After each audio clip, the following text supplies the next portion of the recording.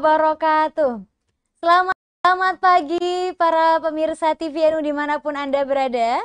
Kita berjumpa lagi dalam program kesayangan kita setiap Jumat pagi, yakni pengobatan ala NU. Nah, hari ini kita masih akan membahas seputar tentang kupas tentang ruqyah. Tentu masih bersama dengan narasumber kita, bintang tamu kita, Kiai Haji Abdul Wahab. Assalamualaikum Kiai. Warahmatullahi wabarakatuh. Masya Allah, Alhamdulillah. Sebenarnya dari kemarin itu saya ingin sedikit memberikan satu komentar sedikit Mbak Ulan, bahwa tiba-tiba gelar saya bertambah gara-gara masuk TVN. Saya porsi haji masih besok tahun 23 mestinya. Amin. Jadi sekarang sudah jadi haji ya. Semoga ini jadi doa untuk saya juga. Amin, amin. Jadi yang mendoakan semua pemirsa TVNU dan iya, juga ya, semua yang membaca juga amin, amin, amin. Baik, Kiai Abdul Wahab, beliau adalah Ketua Umum Jam'iyah Ruqyah Aswaja. Nah, kita ini di pertemuan sebelumnya nih Kiai, ini menarik sekali, banyak kemudian pemirsa yang bertanya tentang ruqyah, karena mungkin ruqyah ini sudah sangat familiar, kita kenal begitu ya di tengah-tengah masyarakat, di tengah masyarakat Islam maupun di Indonesia begitu. Nah, ini kemarin juga membahas sedikit tentang ruqyah aswaja. Tapi sebenarnya kayak pengen tahu juga sih, untuk di sekarang ini saya pengen tanya terkait ruqyah. Apakah ruqyah ini termasuk ke dalam golongan pengobatan ala Nabi begitu ya kira-kira? Apakah memang dari zaman Nabi sudah ada ruqyah? Dari Nabi siapa ini Kiai gitu ya? Mungkin Kiai bisa menjelaskan, monggo. Ya, terima kasih. Bismillah. Walhamdulillah. Alhamdulillahilladzi arsala rasulahu bil huda wa dinil haqqi liyudhhirahu 'ala dini kulli. Tsumma afdhalus shalati wa azka taslimi ala khairi khalqi habibina wa syafi'ina wa uswatina Muhammad ibn Abdillah wa ala alihi wa sahbihi wa man tabi'ahum bi ihsanin ila yaumil liqa'i rabbih. Rabbi shrah li sadri wa yassir li amri wahlul 'uqdatam min lisani yafqahu qawli, amma ba'du.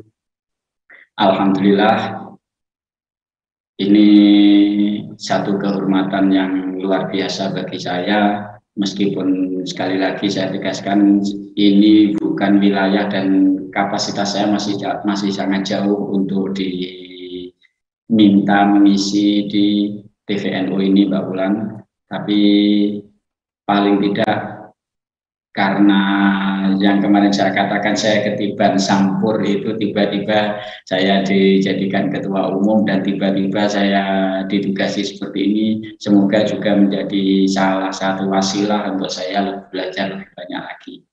Ya benar Mbak Ulan, memang kita bicara tentang ruqyah. Kalau bicara tentang ruqyah ini, orang sekarang banyak yang berpikir bahwa ruqyah itu adalah satu-satunya pengobatan Islami atau bagian dari tibu nabawi yang hanya diajarkan oleh Rasulullah SAW. Namun perlu juga kita memahami bahwa sebenarnya ruqyah itu sudah ada jauh hari sebelum Rasulullah dilahirkan. Bahkan sejak era Nabi Ibrahim ala nabiyyina wa alaihi salam, yang mana beliau itu hidup di tahun 1997 sampai kisaran tahun 1822 sebelum Masehi. Jadi ini kan sangat jauh. 1900 abad sebelum Masehi ya. 1900 itu berarti sangat berapa jauh abad? Sekali, ya. Iya, sangat jauh sekali ya. Nah, Nabiullah Ibrahim ala nabiyyina wa alaihi salam, mungkin saya bisa share screen. Oke, monggo. Nabiuna Ibrahim ini pernah meruqyah kedua putra beliau, yaitu Nabi wa alaihi salam, di mana ada satu hadis yang diungkapkan oleh Rasulullah SAW an Ibnu Abbas dari Sayyidina Abdullah bin Abbas. Beliau mengatakan, kana Nabi SAW yu'awwidul Hasan wal Husain. Rasulullah pernah membacakan takwil. Takwil ini doa perlindungan untuk kedua cucu beliau, yaitu Sayyidina Hasan dan Sayyidina Husain. Beliau Rasulullah mengucapkan kalimat yaqul u'aidzukuma bi kalimatillahi tammah min kulli syaitonin wa hammah wa min kulli ainin lammah. Kalau Mbak Wulan nanti menyimpan tulisan ini ya, nanti kalau punya putra, Mbak Wulan sudah punya putra belum? Kalau nanti pasca kelahiran atau di tengah-tengah proses menjelang kelahiran, Mbak Wulan bisa membacakan doa ini untuk putra-putra Mbak Wulan atau calon putra Mbak Wulan. Sering dibacakan doa ini, sangat bagus. Ini doa yang dibacakan siapa Ki? Untuk anak-anak ketika menjelang kelahiran atau pasca kelahiran. Setelah lahir langsung dibacakan kalimat ini juga sangat bagus. Semasa kecil sering dibacakan, ini sangat bagus untuk anak-anak. Karena memang konsep Rasulullah membaca ini untuk Sayyidina Hasan dan Sayyidina Husain. Meskipun nanti ini sekaligus sudah memberikan materi ruqyah ini. Ini fadilahnya apa Kiai kalau kita membaca doa ini Kiai? Mengharapkan anak kita dijaga. Ini ada terjemahnya. Rasulullah mengucapkan kalimat ini. Aku minta perlindungan bagi kalian dengan menggunakan kalimat-kalimat Allah yang sempurna dari setiap gangguan setan, dalam tanda kutip maksudnya jin dan binatang melata. Sebagian makna, sebagian tafsiran memberikan makna hammah ini adalah binatang yang beracun. Wa min kulli ainin lamah, dan dari ain. Nanti kita pada masanya akan bicara tentang ain, dari pandangan yang jahat. Nah, ini doa yang mungkin nanti bisa digunakan untuk meminta perlindungan kepada Allah dan untuk anak-anak kita. Ini sangat doa yang cukup simpel ini. Wa'idzukum bi kalimatillahi tammah min kulli syaitonin lahammah wa min kulli ainin lammah. Setelah Rasulullah membacakan doa ini, kemudian Rasulullah memberikan satu komentar. Wa kana abuna Ibrahimu yu'awwidu biha Ismail wa Ishaq. Dulu bapak kita, yaitu Nabi Ibrahim, membacakan takwil, membacakan doa perlindungan, memintakan perlindungan dengan kalimat itu untuk Nabi Ismail dan Nabi Ishak.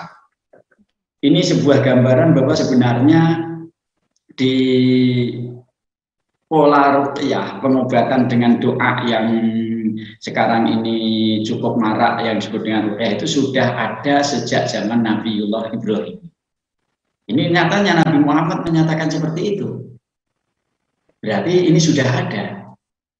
Ini yang sejarah awal, mungkin entah dari sebelum Nabi Ibrahim ada atau tidak, tapi yang termaktub dalam rangkaian keterangan Rasulullah, salah satunya adalah yang dilakukan oleh Nabiullah Ibrahim alaihissalam wa ala nabiyina.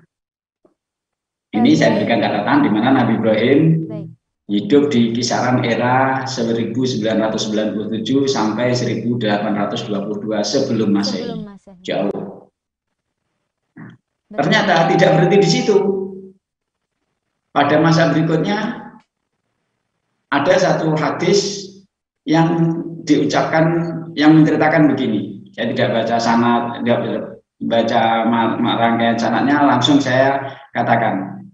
Abdullah bin Mas'ud berkata, Dzukira 'inda Nabi sallallahu alaihi wasallam ruqyatun minal hummah. Disebutkan di sisi Rasulullah sallallahu alaihi wasallam tentang ruqyah dari sakit karena gigitan binatang berbisa. Faqala, kemudian Rasulullah menanyakan a'riduha alayya. Coba tunjukkan ke sini ruqyahmu itu seperti apa. Kemudian mereka sahabat-sahabat yang mempunyai doa ruqyah itu fa'araduha, menunjukkan kepada Rasulullah. Fa'araduha alaih, menunjukkan kepada Rasulullah. Kalimatnya bismillahi sajjah qoroniyah, ada yang membaca qorniyah, milhah, bahar, qofto. Ini doa, bukan bahasa Arab ini. Doanya adalah bismillah sajjah qoroniyah, milhah, bahar, qofto. Ketika menunjukkan ke situ, spontan respon Rasulullah, faqala hadhihi mawathiqu akhadhaha Sulaiman. ini adalah kalimat-kalimat yang sejenis kalimat sumpah. Begini, Mbak. Dalam kerangka menaklukkan jin atau dalam kerangka mengobati orang yang terkena gangguan jin, ini ada salah satu teknik cara, yaitu jin itu harus kalah dulu biar dia bisa takluk atau biar dia menghindar dari kita. Nah, salah satu di antara cara mengalahkan jin adalah menggunakan kalimat-kalimat tertentu yang kalimat itu sangat ditakuti atau sangat membuat mereka kesakitan. Termasuk di sini ada kalimat yang disampaikan Rasulullah Mawasik. Mawasik ini semacam kalimat sumpah atau mantra, yang mana Mawasik ini asalnya Sulaiman, yang digunakan oleh Nabi Sulaiman Shallallahu Alaihi Wasallam alal hawami untuk binatang-binatang melata yang dalam artian binatang beracun. Karena itu Rasulullah menyampaikan la arabiha ba'san. Saya nilai itu bukan sesuatu yang berbahaya, dalam arti tidak ada masalah di sana merukyah menggunakan kalimat Bismillah saja oroni yamil hadha harqosto ini. Catatannya Nabi Sulaiman ini hidup di era tahun 988 sampai 923 sebelum Masehi. Nabi Sulaiman, jarak antara era kehidupan Nabi Ibrahim dengan Nabi Sulaiman ini ada sampai melewati 13 generasi dari Nabi Ismail. Dari Nabi Ismail ke Nabi Sulaiman ini ada 13 generasi, yang Nabi Sulaiman ini kemudian beliau yang membangun Baitul Maqdis atau Baitul Muqaddas. Sedangkan Nabi Ibrahim, nanti dari keturunan Nabi Ibrahim ini ke Nabi Ismail menikah dengan salah satu keturunan dari suku Jurhum dan yang bagian dari kaum Amalikoh. Kaum Amalikoh ini keturunan, ini jadi agak panjang sejarahnya. Kaum Amalikoh ini keturunan dari laut ini keturunan dari Sam ini putra Nabi Nuh. Yang mana kaum Amalikoh dan kaum keturunan dari Tosmu ini mereka menggunakan bahasa Arab menurunkan Nabi Ismail. Nabi Ismail menurunkan Nabi Muhammad yang bahasanya bahasa Arab. Sedangkan Nabi Sulaiman keturunan dari Ibrahim lewat Nabi Dawud ke atas itu sampai ke Yahuda. Yahuda ini putra dari Ishak atau yang terkenal dengan Israel, yang hidup di wilayah Hebron, bahasanya bukan bahasa Arab. Jadi doa Nabi Sulaiman ini bukan bahasa Arab. Dan itu oleh Rasulullah itu dibenarkan begitu, tidak dibenarkan salah dan begitu, ya? Tidak dianggap bahaya, ya benar. Nah, ini berarti juga ada ruqyah di era Nabi Sulaiman. Apakah pengertian dari ruqyah itu sendiri? Harus selain berbahasa Arab atau bagaimana, Kiai? Nah, itu nanti kita ke sana juga. Oke, baik, Kiai. Jadi memang arahnya saya juga ingin membuktikan bahwa dengan hadis ini juga terbukti bahwa ruqyah itu tidak harus dengan bahasa Arab dan tidak harus dari Al-Quran, tidak harus dari hadis juga. Oke, baik. Kemudian berlanjut turun generasinya ke era Maryam. Maryam ini beliau putra dari Hannah, putri dari Hannah. Hannah ini istri Imron. Di Al-Quran kata Imron itu ada dua, yaitu Imron yang bapaknya Nabi Musa dengan Imron yang bapaknya Maryam ini. Ketika sudah sekian tahun Imron dan Hannah menikah belum mempunyai putra, kemudian sampai di usia senja baru dijanjikan mempunyai putra, berharap punya putra laki-laki, tapi ternyata Hannah melahirkan perempuan. Sehingga falamma wada'atha qalat rabbi inni wada'tuha untha. Ketika Hannah istri Imron itu melahirkan Maryam dalam keadaan perempuan, semacam curhat, semacam kurang terima gimana kepada Allahnya, rabbi inni wada'tuha untha. Tuhanku, saya ini kok melahirkan perempuan. Ini Allah seperti mengingatkan juga, wallahu a'lam bima wada'a, dan Allah lebih tahu dengan apa yang dilahirkan oleh Maryam, yaitu apa yang dilahirkan oleh Hannah, yaitu berupa Maryam. Walaysa dzakaru kal unsa, kata Hannah, ya perempuan itu, laki-laki itu tidak bisa sama dengan perempuan. Kenapa? Karena beliau sangat berharap anaknya akan diserahkan kepada Allah, dalam arti diarahkan untuk mengabdi kepada Allah. Kemudian sama itu Maryam wa ini sama itu Maryam. Kemudian Hannah mengatakan anak perempuan ini saya beri nama Maryam. Tidak cukup di situ, wa inni u'idzuha bika wa dzurriyyataha minasyaitonir rajim.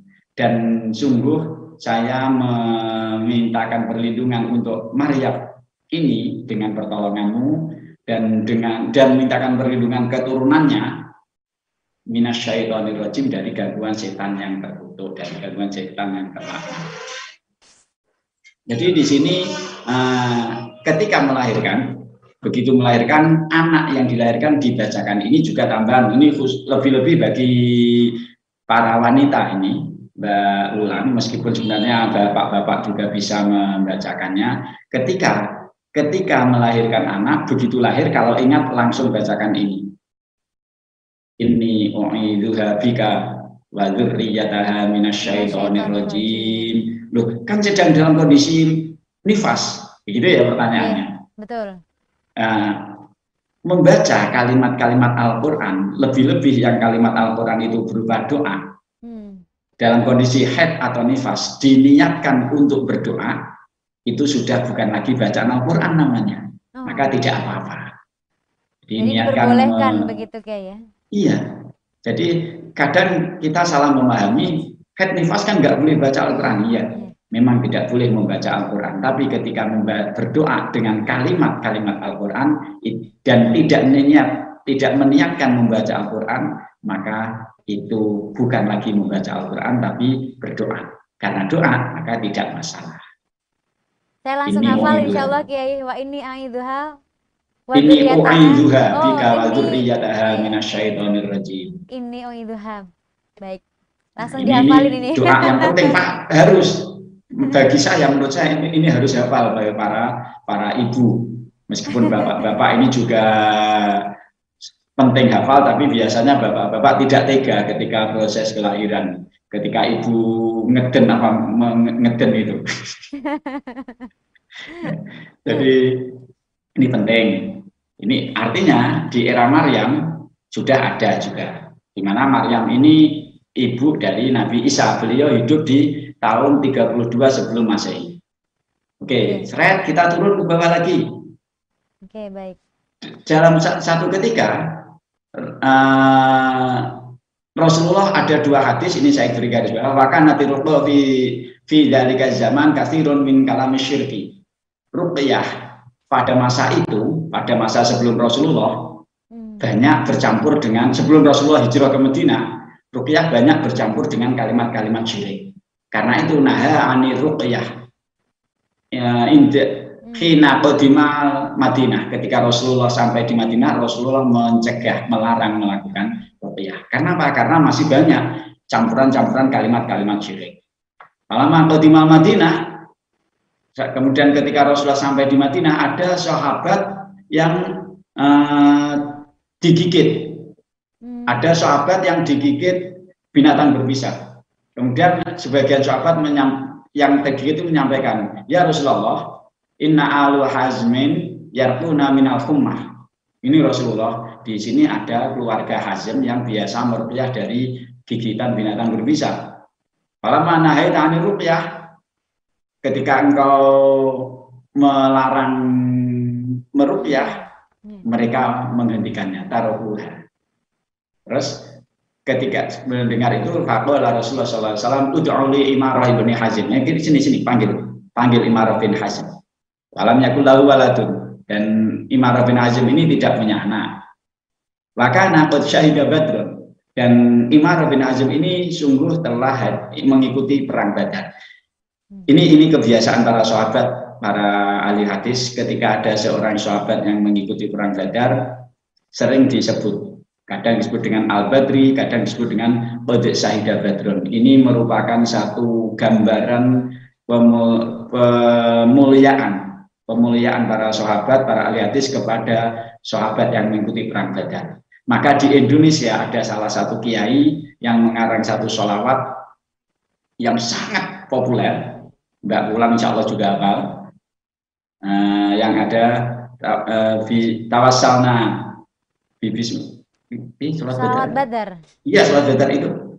Kalau gini kok lupa saya. Sholatullah salamullah ala toha rasulillah itu sholawat Badar itu sholawat yang niatnya tawasul kepada sahabat yang ikut perang Badar. Ini sekaligus sebagai keyakinan Ahlussunnah wal Jamaah, tawasul kepada ulama, kepada sahabat, kepada orang yang meninggal dunia itu tidak masalah. Meskipun mungkin kelompok-kelompok baru itu ya, ada yang baru-baru itu menganggap tawasul kepada orang yang sudah meninggal dunia itu dianggap syirik. Tapi kita tidak. Bi ahlil badri ya Allah, demi ahli Badar. Ini Rasulullah, sahabat itu biasa menyebut dengan qad syahida badrun. Mereka orang yang menghadiri, mengikuti perang Badar. Fadu'iya lahu faqala a'lin alayya ruqyatak. Rasulullah ketika dipanggil, Rasulullah berkata, tunjukkan ruqyahmu. Fa'aradhaha alaih. Kemudian Imarah bin Hazm menyampaikan ke Rasulullah ruqyahnya, falam yara biha ba'san ba'dina lahum biha. Artinya begini, di sini ada rangkaian ruqyah sebelum Nabi hijrah ke Madinah, sudah banyak yang meruqyah. Tapi karena banyak campuran-campuran kalimat-kalimat syirik di sana, kemudian Rasulullah melarang meruqyah. Ini sekaligus mempertegas ada kalimat innar ruqa wat tamaima wat tiwalata syirkun. Satu hadis menyebutkan ruqyah, tamaim atau sesuatu yang digantungkan dan tiwalah itu adalah syirik.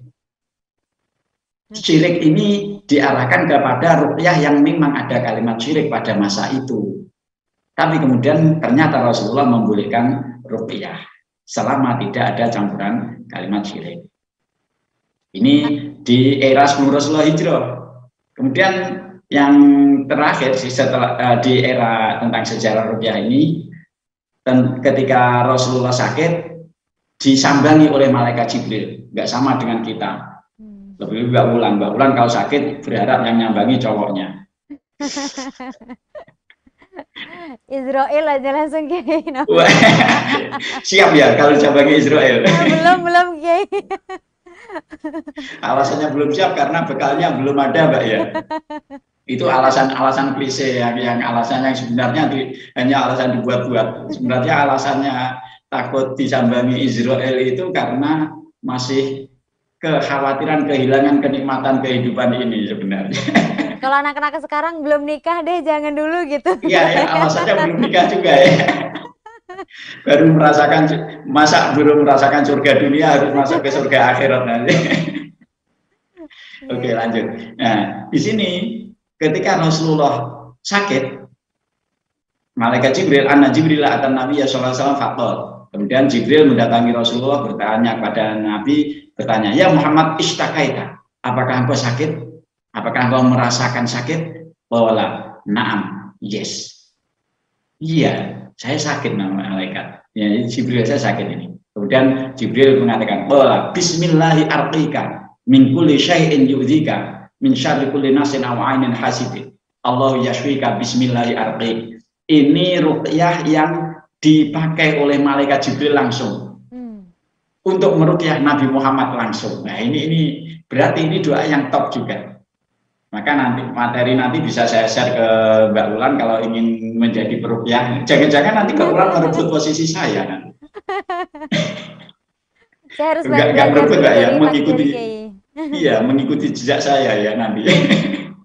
ini untuk meruqyah. Jadi nanti bisa Mbak Wulan ketika sakit, tangan ditentukan di tempat yang sakit, baca doa ini.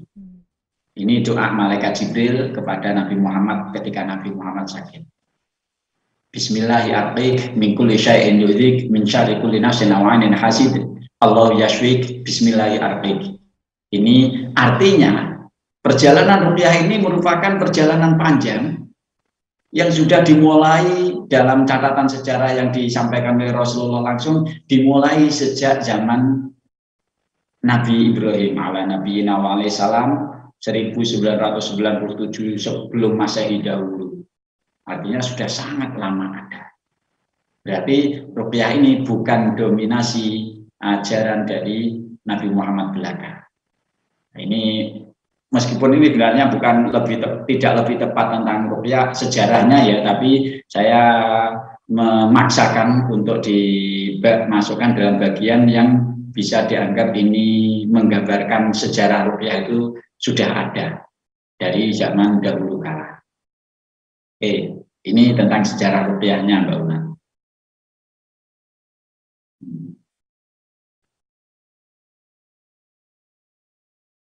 Ya, alhamdulillah.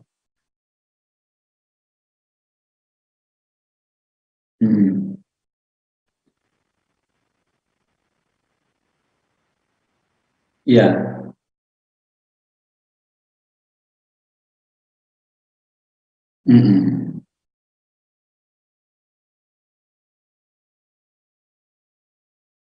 Iya.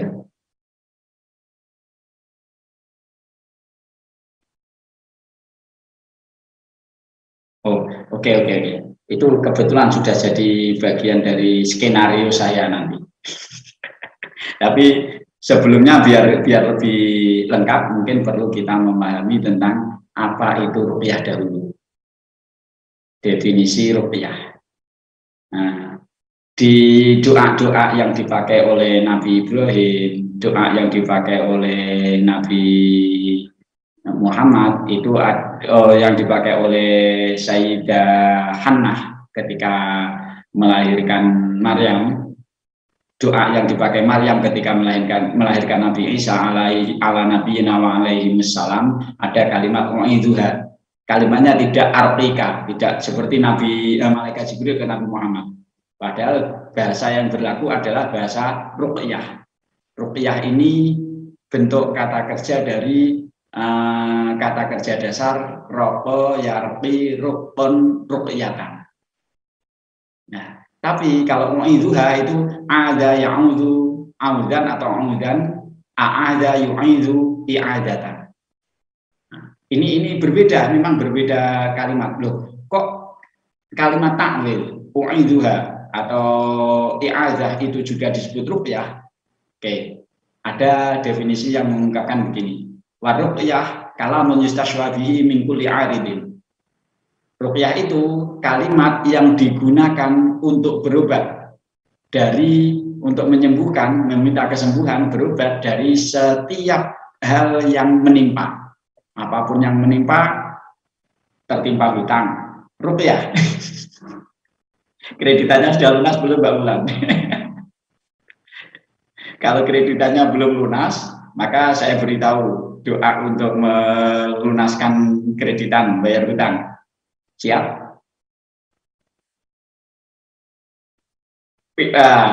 Pinjaman online itu caranya sederhana. Jadi baca surat Al-Ikhlas 1000 kali di malam hari, setelah itu paginya ikhlaskan hati, seikhlas-ikhlasnya melepaskan surat-suratnya ke bank. Kan langsung ya. Iya. Oke. Oke, guyon. Iya, berarti tadi ada isti'adzah. Kalau misalnya kayak menyebutkan selain rokoyar, artinya kan ada a'adha yang itu begitu. Iya. Yang sering kita baca sebelum baca Al-Qur'an, a'udzubillahi minasyaitonirrajim. Nah, itu berarti juga sudah masuk ruqyah, Kiai. Iya, termasuk ta'wid juga. Di sini nanti ada kalimat ini. Ar-ruqyah hiya al-'udzah bi dhammil 'ain. Ruqyah itu adalah perlindungan dengan menggunakan dhammah ainnya. Ada yang baca 'udzah, ada yang baca 'udzah. Ai ma yurqabi minat du'a li talabi syifa, yaitu sesuatu yang digunakan untuk meruqyah berupa doa untuk mencari kesembuhan. Ini definisi yang saya ambil dari kitab Al-Istidkar. Di sini ada keterangan detailnya. Ada lagi definisi yang lain menyebutkan ar-ruqyah hiya al-udzah allati tuktabu wa tu'allaqu. Ini yang agak unik. Ar-ruqyah adalah perlindungan atau permintaan perlindungan yang ditulis dan digantungkan pada manusia. Allati tuktabu wa tu'allaqu 'alal insan minal ain wal faza' wa ghairihima. Ditulis, digantungkan kepada manusia dari gangguan, untuk menjaga dari gangguan ain, pandangan, dari gangguan ketakutan, dan selain yang lainnya. Artinya ruqyah itu bisa berbentuk tulisan yang digantungkan kalau mengikuti definisi di kitab Qawaidul Fiqh ini. Namun demikian ada keterangan tambahan annal aghlab min aqwalil ulama min ahli lugha wal hadis wal fiqh, bahwa yang paling banyak, paling umum dari keterangan ulama dari kalangan ahli bahasa, ahli hadis, ahli fikih, yaqdi bi adami tafriq bainahuma. Wa ala anna ruqyah wa ta'wil huma sinwani mutaradifani, bahwa kebanyakan menyatakan tidak ada bedanya antara ditulis dan dibacakan. Ditulis, digantungkan, dan dibacakan itu tidak ada bedanya. Dan sesungguhnya ruqyah dan takwil itu adalah dua hal yang sama, dua hal yang kembar yang semakna. Oke. Berarti ketemu ya Kiai tadi garisnya. Iya, garisnya ketemu. Kalimat a'udzubillahi minasyaitonirrajim itu juga ruqyah. Wa'idzuki bi kalimatillahi tamah min kulli syaitonin wa amah juga ruqyah. Wa'idzuha bika wa dzurriyyataha minasyaitonirrajim juga ruqyah. Saya menulis kalimat tertentu, apa nanti dipraktekkan ya nanti. Saya menulis kalimat tertentu, kemudian tulisan itu saya arahkan kepada marpi atau marpiyah, bahasa kita untuk kliennya, biar disentuh dengan cara tertentu, arahan tertentu, nanti bisa menjadi sarana ruqyah. Kalau ada kiai yang mengajarkan, memberikan tulisan-tulisan untuk digantungkan, maka itu bukanlah syirik, selama materinya juga bukan materi yang syirik. Baik, Kiai, tadi mungkin ada beberapa kali kita mention dari awal, tadi ada istilah ain begitu ya Kiai, dari pandangan. Nah, ini Kiai beberapa waktu lalu itu ada sebuah kasus ketika seorang public figure begitu ya, mengalami keguguran, lalu banyak orang menyebut tentang ain-ain. Kayaknya ini orang gara-gara sering upload di sosmed, kemudian banyak orang yang sirik juga. Nah, apakah ain itu bentuknya seperti apa begitu Kiai? Nah, apakah kata-kata orang yang kemudian menghujat itu menjadi suatu hal yang terjadi begitu? Nah, kita pengen tahu sebenarnya definisi dari ain itu sendiri. Ini agak sedikit melenceng ya Kiai, mohon maaf.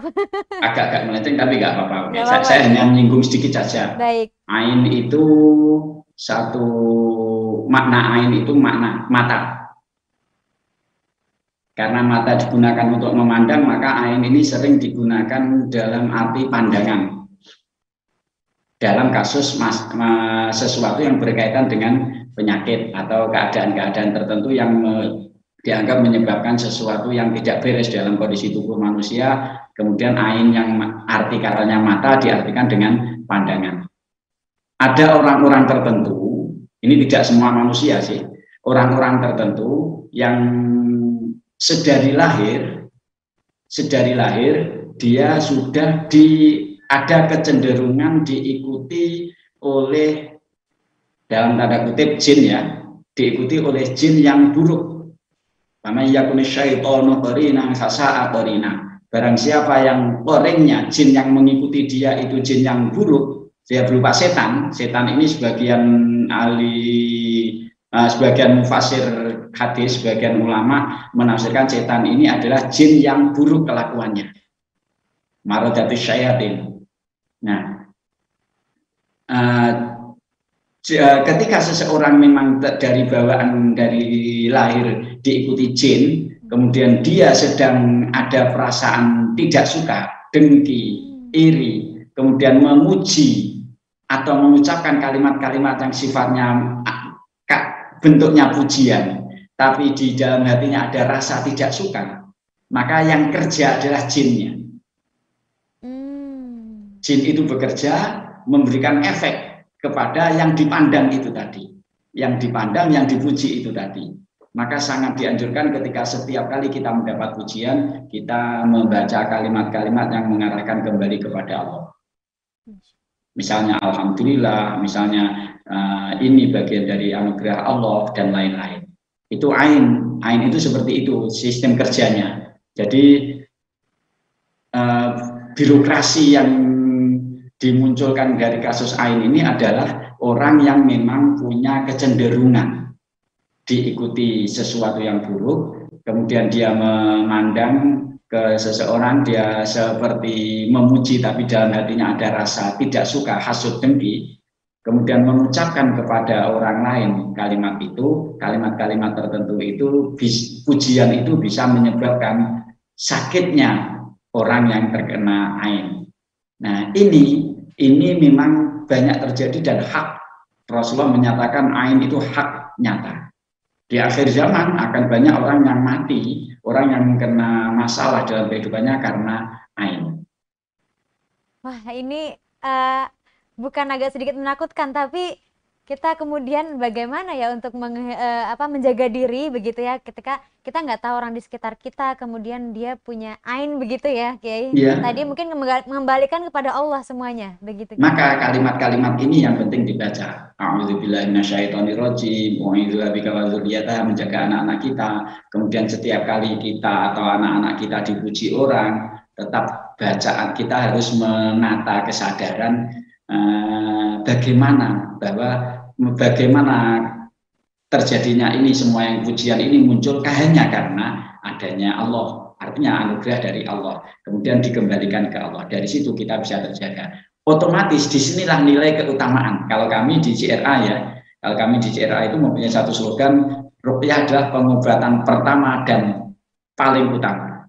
Pengobatan pertama dan paling utama. Kenapa? Karena dengan begini kita diajak untuk selalu kembali ke Allah.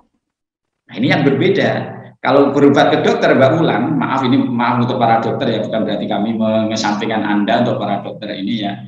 Kalau Mbak Ulan berobat ke dokter, maka yang ada di sana adalah sebelum berangkat ke dokter, saya yakin bahwa dokter ini hebat, obatnya ampuh, sehingga saya berobat ke dokter ini sembuh karena dibantu dokter ini. Ini sudah keluar dari konsep ketauhidan kita.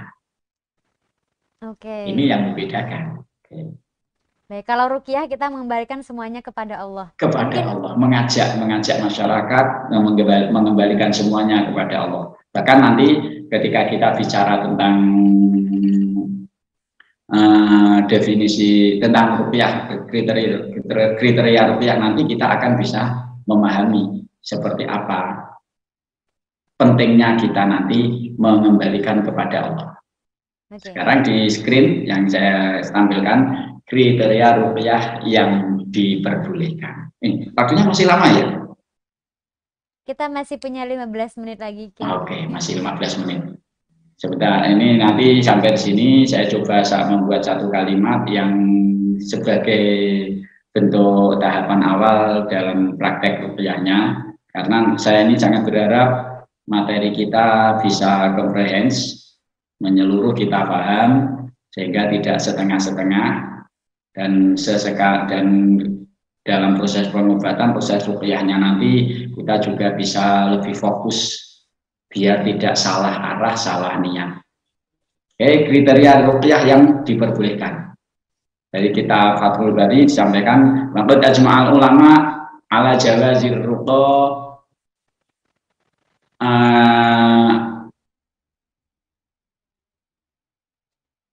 inda istima'i salasati syurutin. Ulama telah sepakat bahwa ruqyah itu diperbolehkan ketika terkumpulnya 3 syarat atau 3 kriteria. Ini keterangan dari kitab Fathul Bari Syarah Sahih Bukhari karya Syekh Ahmad bin Ali ibn Hajar al-Asqalani. Ruqyah, kriteria ruqyah yang diperbolehkan ketika memenuhi 3 syarat. Pertama, ayyakuna bikalamillahi ta'ala au bi asma'ihi wa sifatihi. Pertama, memakai kalam Allah Ta'ala atau memakai nama-nama Allah dan sifat-sifat Allah. Bihaqqil Jabbar, demi kemuliaan Zat yang maha kuasa, maha memaksa, maka saya minta supaya musuh-musuh saya mati. Tidak masalah.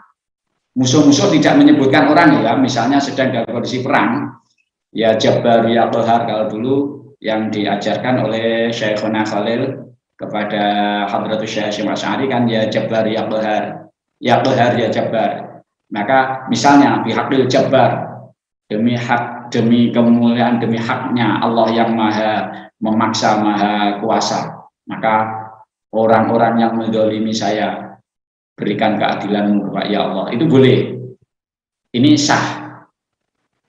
Ruqyah dengan ini bihaqi Rahman, demi haknya Allah yang maha Rahman, sembuhkanlah sakitnya kekasih saya ya Allah misalnya.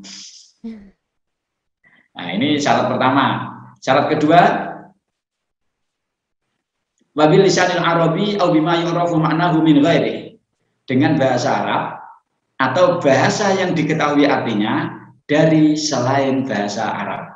Ini yang tadi nyambung ke yang tadi, ada bahasa lain bahasa Arab. Orang Jawa semprong bolong buntu walu, ujuk coba jabu, semprong bolong buntu walu, rondo tua melu wong, rawan ayu melu aku. Nah, itu bahasa Jawa. Kalau kita niat untuk mendoakan dengan bahasa Jawa untuk kesembuhan, itu ruqyah.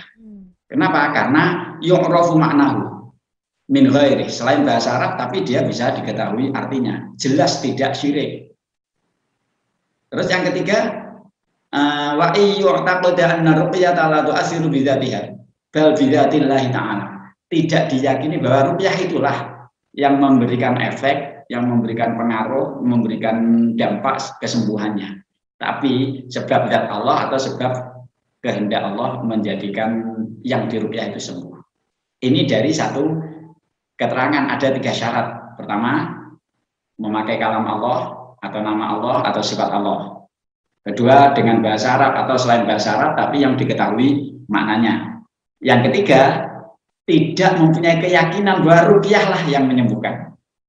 Apalagi obat, apalagi air ruqyah. Ruqyahnya itu, jangan sampai kita punya keyakinan bahwa yang menyebabkan sembuh itu adalah ruqyahnya, apalagi air ruqyahnya. Tapi kalau kita mencari sarana kesembuhan berupa air, berupa bacaan ruqyah, maka tidak masalah. Ini kriteria. Tapi ada lain, ada keterangan lain yang menyebutkan begini, bahwa ini kitabnya, di kitab Fawaidul Fiqh menyebutkan begini, ada 2 rangkaian hadis.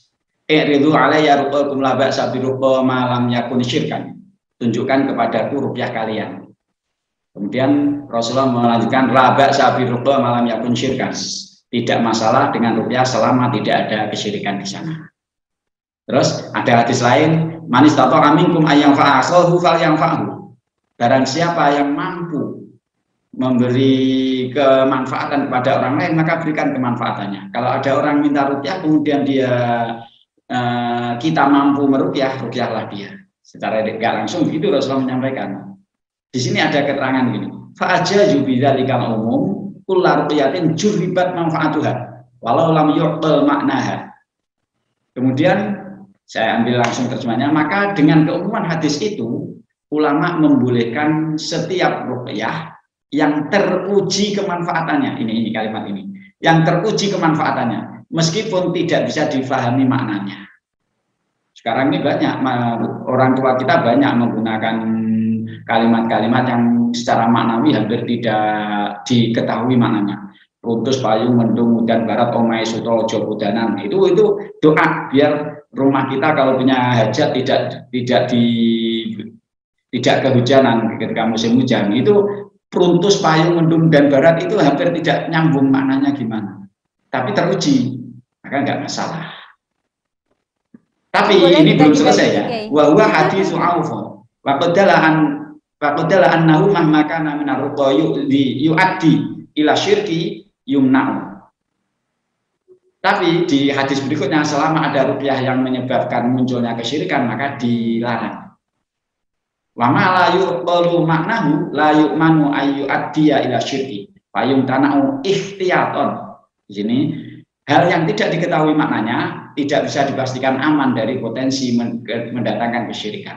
Karenanya maka dicegah menggunakannya, ini saya garis bawah, sebagai bentuk kehati-hatian. Kalau kita tidak tahu maknanya, sebaiknya bukan tidak boleh, sebaiknya tidak memakai doa ruqyah yang tidak diketahui maknanya, lebih-lebih yang dikhawatirkan muncul potensi kesyirikan sebagai bentuk kehati-hatian. Ini kriteria ruqyah yang diperbolehkan ada 4 ini. Ya,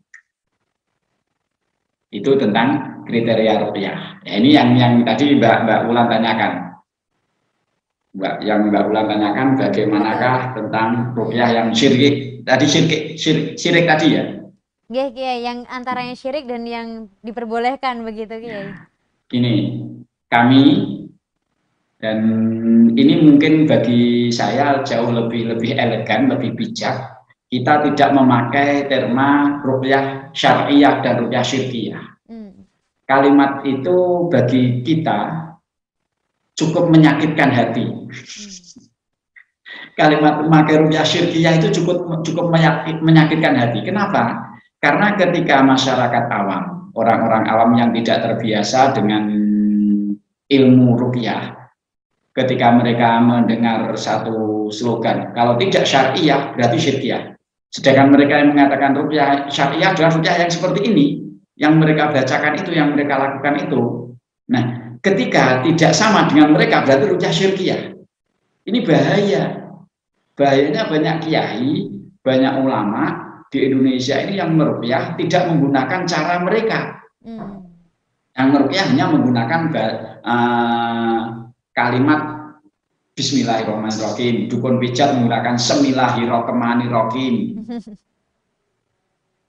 Sama sekali tidak mirip dengan cara mereka. Kalau tidak sama dengan mereka, orang awam akan menilai bahwa itu syirik. Ini kan bahaya. Kan karenanya kami memakai istilah ruqyah hak, ruqyah yang benar, dan ruqyah batil, ruqyah yang salah. Kenapa kami memilih kalimat ini? Karena ketika batil, salah, tidak selamanya syirik. Kadang haram. Ini syaratnya. Ini terpakai, nanti nyambung ke yang Mbak Ulan tanyakan. Ini terpakai, ini kami pakai karena kami menggunakan istilah yang dipakai oleh Rasulullah sendiri. Satu sahabat menyampaikan kepada Rasulullah.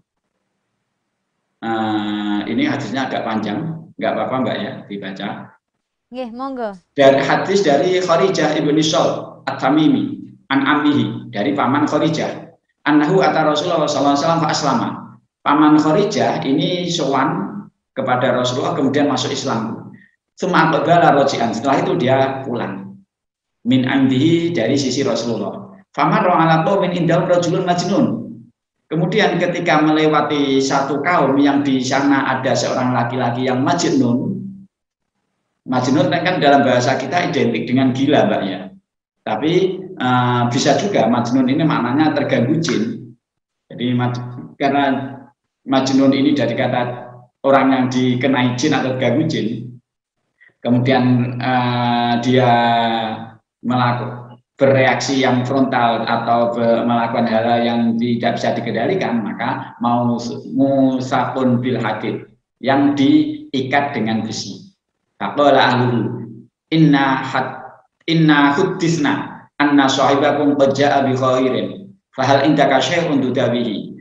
Kaum tersebut, keluarga orang yang terikat karena gila tadi, bertanya kepada paman Kharijah, ini Pak, saya dengar temanmu itu, maksudnya Rasulullah, datang membawa kebaikan. Apakah engkau mempunyai sesuatu yang bisa engkau gunakan untuk mengobatinya? Ketika pamannya ditanya begitu, faraqo itu bil Fatihah. Kemudian saya meruqyahnya dengan menggunakan Fatihah, surat Al-Fatihah untuk orang yang terkena jin atau orang yang gila. Fabari'a, ternyata sembuh.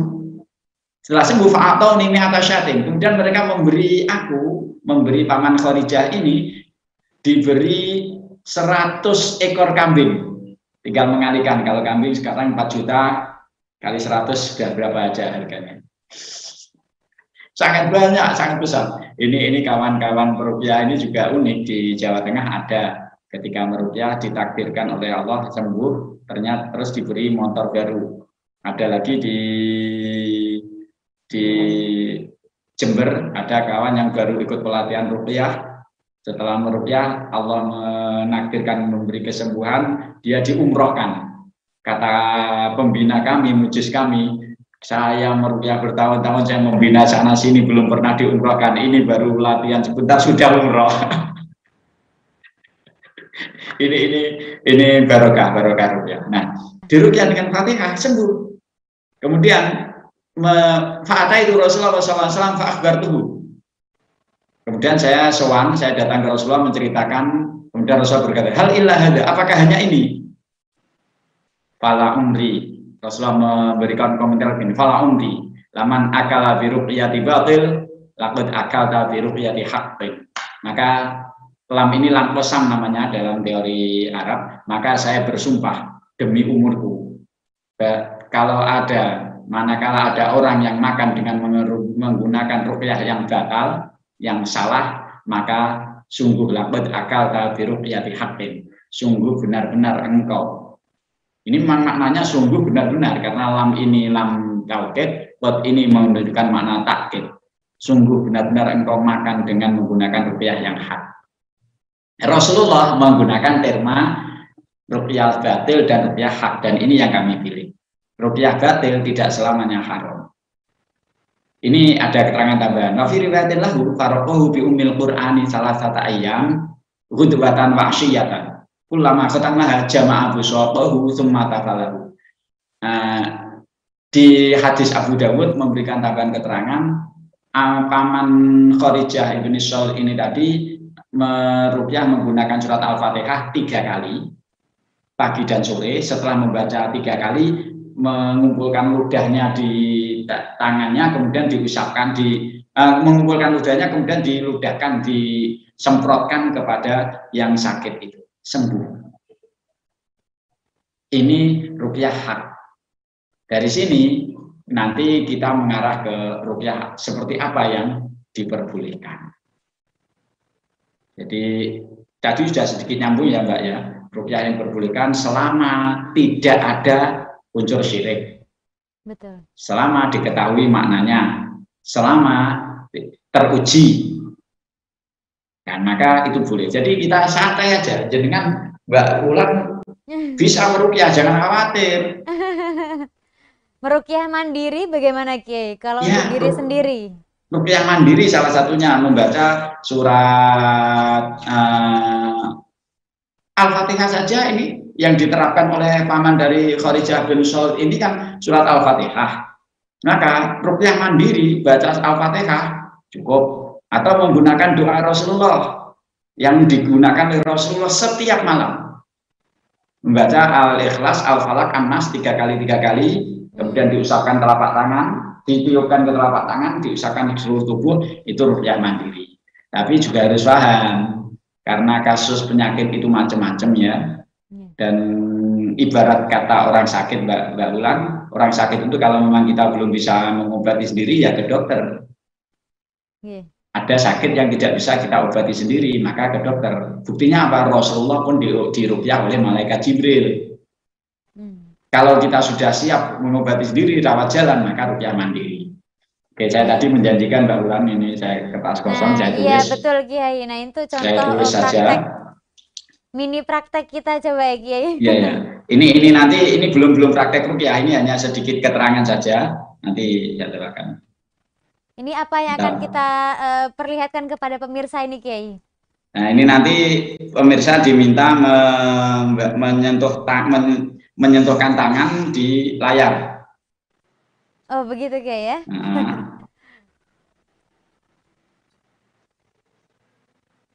Sebentar, masih nulis. Nanti kalau menyentuhkan tangan di layar, nanti saya pandu. Oke, baik. Wah ini banyak nih yang penasaran nih Kiai pasti. Kalau sudah selesai, nanti coba diberikan reaksi keterangannya di kolom komentar ya, reaksi apa yang dirasakan. Oke, nah ini pemirsa boleh nanti komentar ya. Kita akan sedikit hari ini ngasih apa ya, praktek tentang ruqyah yang mini praktek kira-kira seperti itu. Tentu kita harus ngikutin program pengobatan ala NU terus setiap hari Jumat pagi pukul 08 hanya di TV NU karena akan banyak surprise lagi, belajar banyak lagi tentang ruqyah ini juga. Ini sebenarnya bukan ruqyah ya. Ini tulisannya sudah bisa kelihatan ya. Oke. Apa kelihatan ini tulisannya ya? Apa? Tulisan saya jelek loh Mbak ya. Qala fakhruj minha fa innaka rajim wa inna alaikal la'nata ila yaumiddin. Ini coba semua penonton dalam hati pejamkan mata, rileks saja. Oke, saya ikut pejamkan mata juga nih Kiai. Enggak apa-apa, coba. Nggih. Nah, pejamkan mata, rileks, tangan ditempatkan di layar. Dan dalam hati sebut nama Allah, Allah, Allah terus. Ini saya sentuhkan, saya taruh di layar. Allah, Allah, pelan, rileks saja, nyaman, santai. Kemudian tetap menyebut nama Allah. Rasakan, perhatikan di tubuh panjenengan semua. Perhatikan di tubuh jenengan semua. Rasakan dan perhatikan apa yang jenengan rasakan, apa yang jenengan rasakan di sana. Di titik mana jenengan merasakan sakit, panas atau tidak nyaman, maka semua reaksi yang jenengan rasakan nanti bisa ditulis di kolom komentar. Kalau tidak ada reaksi, alhamdulillah. Kalau ada reaksi, apapun reaksinya, kalau terasa sakit, coba fokus di tempat yang sakit. Kalau ada yang terasa sakit, tidak nyaman atau panas, fokus di tempat itu. Lafaz Allahnya kuatkan di situ. Allah, Allah di situ. Terus kuatkan, tarik nafas dalam, niatkan mengeluarkan rasa itu. Tiup, keluarkan lewat mulut, tiupkan. Niat mengeluarkan rasa sakit itu. Niat mengeluarkan semua yang tidak nyaman di tubuh. Kalau ada. Diulang. Qala fakhruj minha fa innaka rajim wa inna 'alaikal la'nata ila yaumiddin. Ukhruj ya la'in, ukhruj ya la'in, ukhruj ya la'in. Semua yang mengganggu saudaraku ini, semua hal yang mengganggu saudaraku dimanapun berada, apapun itu bentuknya, keluarlah kalian dengan hak Allah, dengan kalimat-kalimat Allah, dengan kemuliaan-kemuliaan Allah. Bihaqqi Rasulillah sallallahu alaihi wasallam, dengan kemuliaan Rasulullah, maka keluarlah kalian dengan baik-baik. Semua yang mengganggu, apapun itu bentuknya, keluarlah sekalian. Terus Allah, Allah. Oke, cukup. Ini hanya semacam testing belaka, hanya uji coba saja. Cukup, sudah selesai. Apapun kalau para pemirsa ada yang merasakan sesuatu, ada reaksi yang sederhana, maka apapun reaksinya coba tulis di kolom komentar. Oke, baik, terima kasih banyak Kiai. Masya Allah, hari ini kita dapat banyak ilmu dan tentu saya semakin belajar, semakin banyak yang ingin saya tanyakan. Begitu pula dengan para pemirsa tentunya. Yang masih penasaran tentang ruqyah, silahkan komentar di kolom komentar di kanal televisi Nahdlatul Ulama. Insya Allah minggu depan kita akan mencoba membahas lagi. Karena saya masih penasaran Kiai, kapan kita ini harus diruqyah, begitu ya kira-kira, dan siapa saja yang harusnya dan kategori apa masuk saja yang dalam ruqyah. Itu mestinya materi berikutnya ini. Oke, baik Kiai, jadi PR kita. Ini apa saja yang bisa diruqyah, biar tetap nyambung dengan kita, maka kita ketemu lagi besok. Baik, terima kasih banyak Kiai Wahab. Masya Allah, alhamdulillah hari ini banyak sekali ilmu-ilmu baru dan juga pencerahan-pencerahan baru tentang dunia ruqyah, dan juga ini pengobatan Nahdlatul Ulama juga, kita akui juga di lembaga dakwah Nahdlatul Ulama. Baik Kiai, sehat selalu, semoga kita panjang umur, bisa berjumpa lagi di minggu depan. Insya Allah. Baik, terima kasih pemirsa, saya Wulan Sari selaku host pada hari ini, mohon pamit undur diri. Wallahumma a'fiq ila aqwamit thoriq. Wassalamualaikum warahmatullahi wabarakatuh.